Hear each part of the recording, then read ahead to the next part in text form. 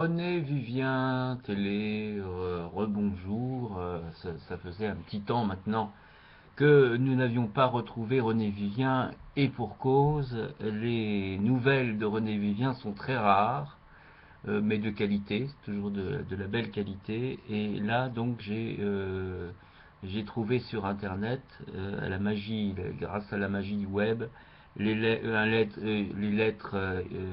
lettres de René Vivien à Kérimé et comme on le sait, publié en 1998 et donc épuisé depuis. Et alors je cite l'année 1904 pour te donner envie, parce que c'est magnifique. Il n'y a pas de plus belles lettres, enfin les lettres de René Vivien sont magiques en tant que telles déjà à l'âge de 16 ans, alors à plus forte raison en 1904. Donc, en fait, il y a une inconnue, Kérimé, une inconnue qui lui écrit, et du coup, elle se demande, tiens, une inconnue. Et alors, elle écrit à cette inconnue, Madame, j'ai éprouvé, en lisant votre lettre, un très rare et très curieux plaisir. Et en méditant sur ces lignes gracieuses, j'évoquais votre lointaine et mystérieuse image. Mais, par un hasard railleur, je ne voyais point une image orientale. Je ne voyais point une brune, secouant d'un geste lassé sa chevelure au bleu nocturne. Était-ce un pressentiment? Était-ce l'impression que m'avait imposée votre écriture aiguë et fine, une écriture d'américaine? Je vous devinais tout autre. Et vos yeux d'un bleu oriental, vos yeux de fille du Nord, riaient et me raillaient. Pauvre écrivain, pauvre écrivain ingénu, comme tous les littérateurs. Car ceux qui vivent intérieurement dans les royaumes du songe errent, très dépaysés, dans le monde réel. Mais vous êtes charmante, que vous soyez, en vérité, l'orientale aux belles paupières, ou l'américaine à la fois vigoureuse et frêle, comme une fleur sauvage, blonde ou brune, je vous sais très charmante, de corps et d'âme.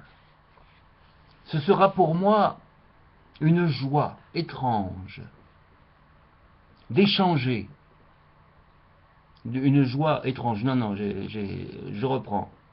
C'est ma première lecture, évidemment. Ce sera pour moi une joie d'échanger avec une inconnue aussi séduisante sous ses voiles des impressions et des pensées. Vous me demandez très aimablement ma photographie. Je ne suis point vaniteuse, ô très exquise inconnue, et je n'ai point de portrait à vous envoyer. Je préférerais vous voir façonner de moi une image qui vous plaira. Parlez-moi de vos songes. Ainsi vous goûterez plus pleinement ce que chacune désire et cherche, dans l'amitié comme dans l'amour, sa propre chimère. Ainsi, je serai pour vous le reflet de votre propre beauté. Écrivez-moi souvent. Je suis très curieuse de vos pensées et croyez à ma fervente sympathie lointaine. René Vivien, à Kérimé, lettre numéro 1.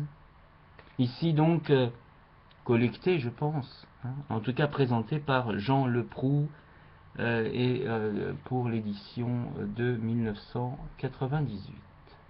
La belle vie. La belle vie, puis quand il trouve des raretés comme ça, c'est la belle vie. Évidemment, c'est magique. Voilà. Pour, évidemment, quand on est fan. Et je suis fan. Si on ne le savait pas, si on ne le savait pas, tu le savais pas? Ouais, voilà, ouais, tu le sais, voilà, tu le sais. Voilà, magnifique, superbe lettre. On regrette évidemment que ce ne soit pas réédité, parce que là, j'ai mis moult années pour l'avoir entre les mains. Je l'avais eu uniquement à la Bibliothèque nationale de France, section réservée aux chercheurs. Donc, bon, voilà. La belle vie, à bientôt sur René Vivien Télé.